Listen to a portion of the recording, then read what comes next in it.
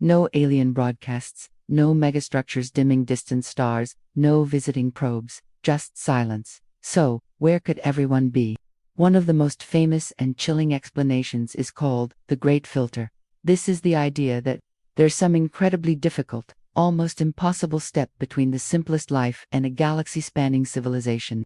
It's a barrier that most life in the universe fails to overcome. The terrifying question is, where is that filter? Is it behind us? Perhaps the leap from non-living chemistry to life, or from simple cells to complex organisms like us, is so mind-bogglingly improbable that we are one of the first, or even the only, civilization to have made it through. If that's the case, we've won a cosmic lottery. We might be lonely, but we're also exceptionally special. But what if the Great Filter is ahead of us? This is a much darker thought. It would mean that intelligent, technological civilizations might be common, but they almost always destroy themselves before they can venture into space.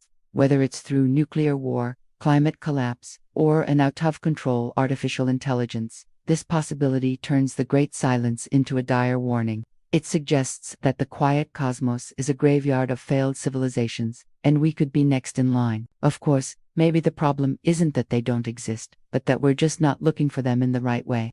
Our search for extraterrestrial intelligence has mostly focused on radio waves, but that might be like looking for smoke signals in the age of fiber optics. A truly advanced civilization might have moved on to far more efficient and subtle forms of communication, like focused laser beams, neutrino messages, or even technologies based on quantum physics that we can't yet imagine.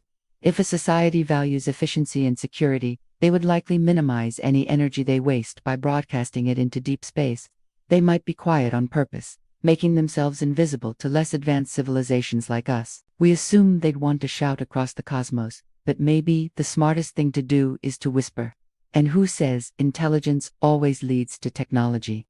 Here on Earth, we have incredibly intelligent species like dolphins and octopuses. They have complex brains and behaviors, but they haven't built radios or rockets. Perhaps the drive to build and expand isn't a universal law of intelligence. Alien societies might be perfectly content exploring their own inner worlds, their art, their philosophy, or the depths of their own oceans. Maybe they just don't share our relentless curiosity about the stars. This brings us to another fascinating idea. The zoo hypothesis. What if they're out there, and they know we're here, but they're deliberately staying hidden?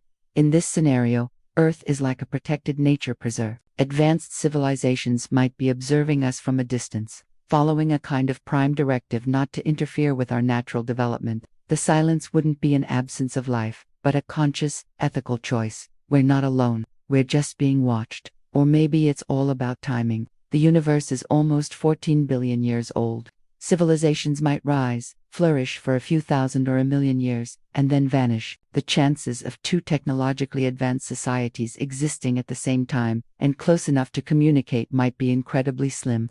Our entire history of radio astronomy is just over a century-long mere blip in cosmic time. It's like lighting a single match in a dark, vast cathedral for just a second and wondering why you can't see anyone else. A signal from a civilization thousands of light years away might be on its way right now, but its creators could have been gone for millennia by the time it reaches us. There's also the possibility that we're fundamentally misunderstanding what alien intelligence would even look like. We search for signals made by beings like us, with motivations we can comprehend. But what if intelligence takes a completely different form? It could be a planet-sized superorganism, a machine-based consciousness, or a life form based on physics we don't yet understand. Such beings might communicate in ways we would never recognize as a signal. It might be all around us, but we lack the senses to perceive it.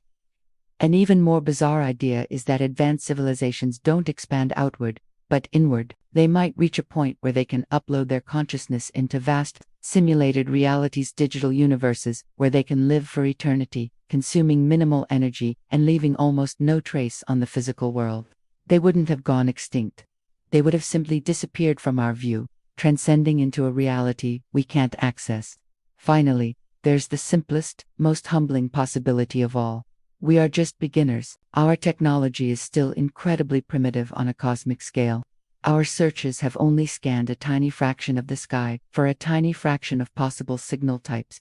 The evidence might be out there, just beyond the reach of our current instruments. the silence might just be a reflection of our own limitations. In the end, the great silence is more than just an astronomical puzzle. It's a mirror. It reflects our greatest hopes and deepest fears about our own future. Are we alone, a single point of light in an endless dark? Are we one of many, just too early or too primitive to join the conversation? Or are we in danger, with the silence serving as a solemn warning about the fate that awaits all ambitious civilizations? Whatever the answer, the search for it forces us to confront the biggest questions of all. What does it mean to be intelligent? What is our responsibility as a species? And in this vast, quiet universe, how do we ensure our own survival? The search for others is ultimately a search for ourselves. Thanks for watching.